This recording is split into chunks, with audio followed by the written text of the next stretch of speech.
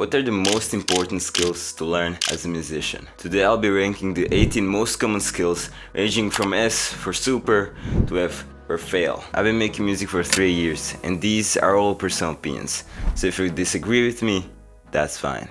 Okay, let's start by getting the worst ones out of the way. By far the most useless skill you can have is perfect pitch. Sure, there are some uses and TikTok might tell you it's cool and useful, but it's really not. It's mostly a party trick some musicians can use. So perfect pitch is going in F tier. Second worst skill from personal opinion is knowing music history. Now I know a lot of people would disagree with me, but for me it's just boring and it's like it doesn't really matter. Sure, you can get some inspiration, sure it's sometimes useful to know what was made before, but in my personal opinion you can just learn from modern music, so it's going in D tier. Now I think I know a bit more about is producing. This is really going to S tier. You can know to play all instruments you want, you can know how to sing, rap, but if you don't know how to produce it and make it into a track, you don't have a song, you don't have something to release. Producing is by far one of the most important skills, and it's often overlooked with so many people knowing to play but not produce. To be fair, these are mostly people who just want to do it as a hobby, another job, which if you're watching this, I'm hoping that's not you. This is more of a video for you if you want to become a musician one day. So producing is going to S tier. After that we got mixing and mastering. This is just another level to producing. Thing is, if you know to produce well but not mix, you can get someone else to do it. Sure, it will cost a bit, but it's not the worst thing in the world. But if you know how to mix but not produce, you don't have a song. So mixing, it can be quite useful. You can save a lot of money and time if you do it yourself, but because it's not as versatile, I'll put it in A tier. Next one is playing an instrument. This is by far the most common way people get into music, either by playing guitar, piano, like the most common ones, or playing something more niche like a didgeridoo. I don't know, man. For all those people who got into music by singing, rapping, DJing, whatever, playing an instrument can be an incredible skill to learn, especially when it's combined to producing. Like for example, I have this MIDI, which is one of the most useful tools you can learn to use in producing. Many old people use it. I personally don't know how to play it. I know how to play guitar, not piano, so it's quite a bummer for me, but if you learn how to do it, it can be very much a useful skill.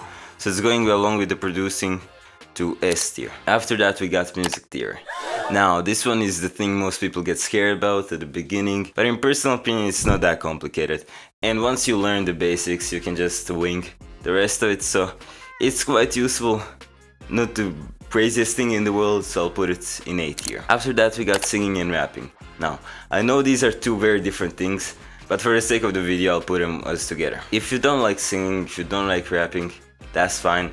You don't have to learn it. But if you want to make full songs that are completely made by you, including the vocal, everything, it's a very important skill to learn. It can be quite scary when you're not that good in producing and mixing, because it can just make the vocals sound trash. But the thing is, if you have mid or okay vocals and you know how to mix and produce, you can have amazing vocals. It's not a mandatory skill, and if you don't want to pursue it, don't learn it.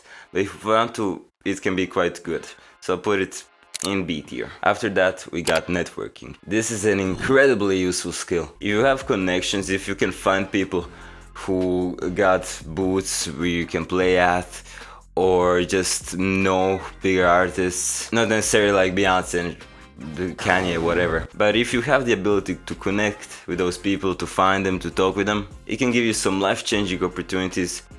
And it's very important. I'm not personally that good. I know some producers, mixers, whatever, but I do have a buddy who's quite good at this. He's a DJ, already played at multiple sets, at multiple places. He's done some pretty cool stuff, so if you want to check him out, this is Sandal. And networking is going in S tier. Next on the list we have distribution. With this I mostly mean just releasing your song on Spotify, Apple Music, whatever the other services. It's good to know it, but it's not mandatory. YouTube can do the case a lot of the time too, so I'll put it in C tier. Next up we got promotion.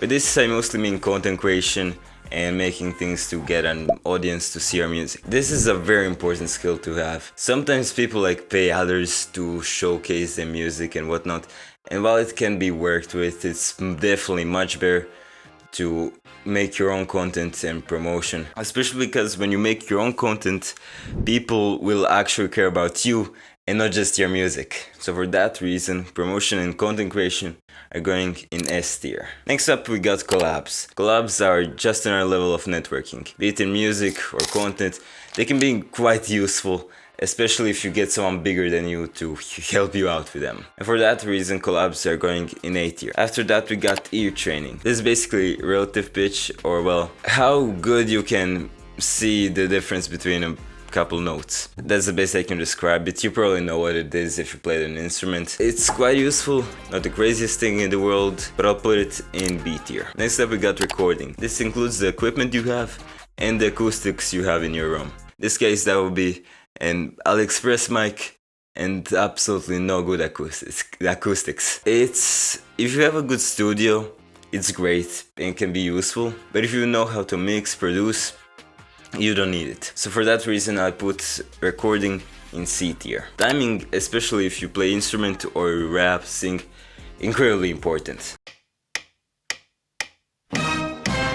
Can be a bit hard to nail down, but if you get the hang of it, it's very good skill to have, and it's almost mandatory in most cases. So even though it's quite niche and it doesn't count for DJing, producing, as long as I know, I'll put it in S tier. Next up we have improvisation. Be it if you're a DJ and have to improvise the transition, or play an instrument, you have to freestyle. It's not too commonly used, unless you're a jazz artist, which is pretty cool. It's not that important, so I'll put it in C tier. Next up is playing on stage. If you want to get the gigs, if you want to actually play for others, which almost every musician wants to, you need to learn how to play on stage. Best way to learn it is to play for events like karaoke nights, if that exists in your area, or just some concerts like school concerts if you have those. Very good skill to learn, almost a must-have, so I'll put it in S tier. Next up is pattern recognition. This is a skill you should learn if you're interested in remixing or copying what other songs they're making. It can be useful, but like it's a bit niche, but something you only use if you like want to play covers and stuff. So because of that, I'll put it in C tier. And last up we got artwork. There's been a rise to AI artwork, which I'm not a fan of personally, but like if you know how to make thumbnails for videos in case of promotion, content creation, you should have this down as well. It's somewhat important, but like people don't really care that much about your covers. So for that reason I'll put it in D tier. Those are my rankings. You can tell me if you disagree. If you want to learn more about my processes, you can click on this video right now. Actually this one right now, like this one more. And yeah, I'll see you in the next one. Bye bye.